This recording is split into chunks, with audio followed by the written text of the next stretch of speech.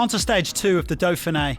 After a thrilling finish yesterday in Chambon-sur-Lac, where Christophe Laporte overhauled Rune Herregots on the finish line, we have a similar sort of day in prospect. It's another one for the punchy riders with 4 climbs and a tough final, but anything's possible. It could suit a strong breakaway, or the sprinters may even survive. For the race leader Laporte, a second win isn't necessarily the main priority.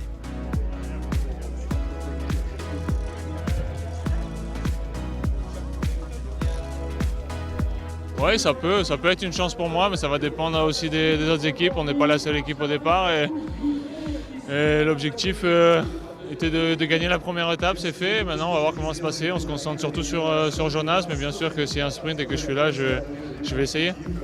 And do you think the pure sprinter can survive today? Maybe more than yesterday, yeah. But also we need to take in calculation that tomorrow is a proper sprint day, so I don't know how many gonna will to die to make a sprint today and maybe sacrifice some legs for tomorrow. So yeah, it's always like it's the nice of the race, no? It's an open race, so we go for it. This is one of the hardest races to predict the race situation because it all depends on what other teams want. But for sure, Bike Exchange want to have a sprint. Jumbo want to drop us, so yeah, will be interesting. Yeah. I'm doing other things. 167 kilometres between BRASSAC-LES-MINES and CHAISE-DIEU. There is bound to be a fight for the breakaway at the start, with a couple of early cols that could tempt the King of the Mountains contenders. The climbs today are short and steep, notably the Côte des Guettes, 1 kilometre at 8%, which the riders will tackle twice in the final circuit. The weather has at least improved today, with a bit more sunshine in the Auvergne-Rhône-Alpes region, but good luck trying to predict a winner.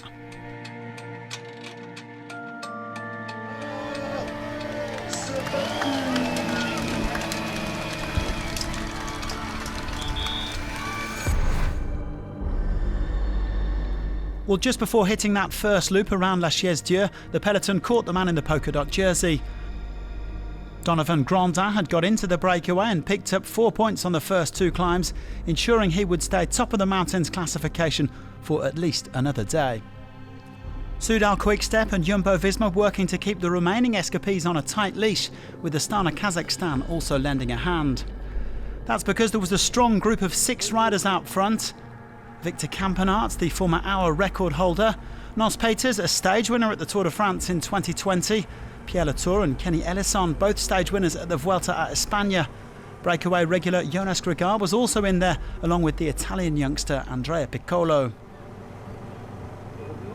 Well, the peloton apparently didn't want to be caught out like yesterday, so they were holding the gap at under a minute, just playing a bit of cat and mouse here with the leaders.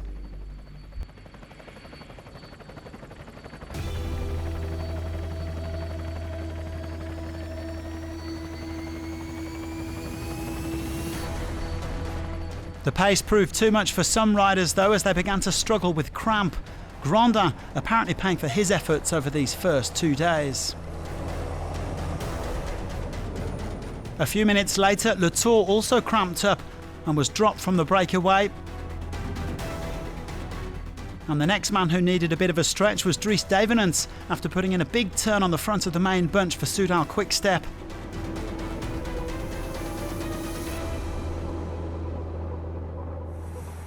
They brought the gap down to just a handful of seconds, but Campenaerts and Elissonde decided to push on as the other breakaway riders were caught. The Belgian and the Frenchman pulling around 30 seconds clear, but they still had a final climb of the Côte des Guettes to come. And as they approached the climb, Campenaerts was running out of steam. The peloton bringing them back as the 8% gradient began to bite, and with the GC leaders just eyeing each other up, Tobias Bayer went on the attack for Alpecin-Deceuninck. The former junior and under-23 Austrian time trial champion trying to pull Herregots, but he would be caught with 4k to go. Harry Sweeney then tried to counter, to no avail. The bunch all together. Sean Quinn even going for it inside the final kilometre, but this one was going down to a bunch sprint.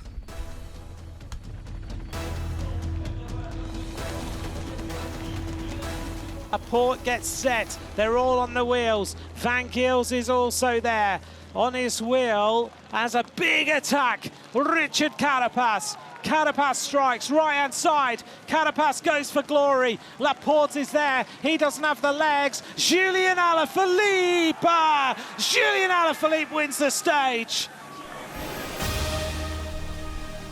It's been a tough old season for Julian Alaphilippe, but he said he was feeling good in the build-up to this race and really showed it today, sprinting to his first World Tour victory in over a year.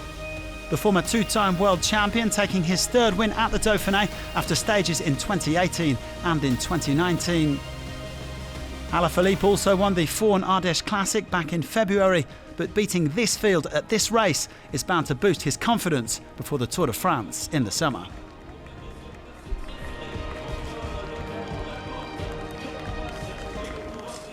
C'était une victoire difficile à aller chercher, mais ça fait du bien dans le sens où ces derniers mois ont été longs et j'ai su rester patient, j'ai travaillé dur et retrouvé le goût de la victoire, et spécialement ici au Dauphiné, c'est un grand soulagement. Alaphilippe taking his 41st career win ahead of Richard Carapaz and Natnael TESFATSION, who earned his first World Tour podium. Laporte came fourth to keep the race lead.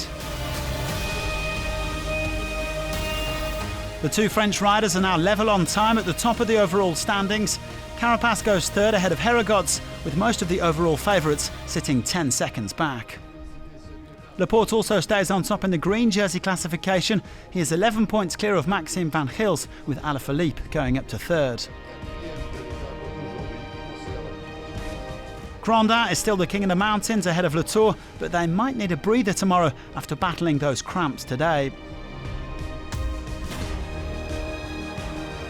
Finally, it's a Belgian 1-2 in the youth classification, with Herregods ahead of Van Gils.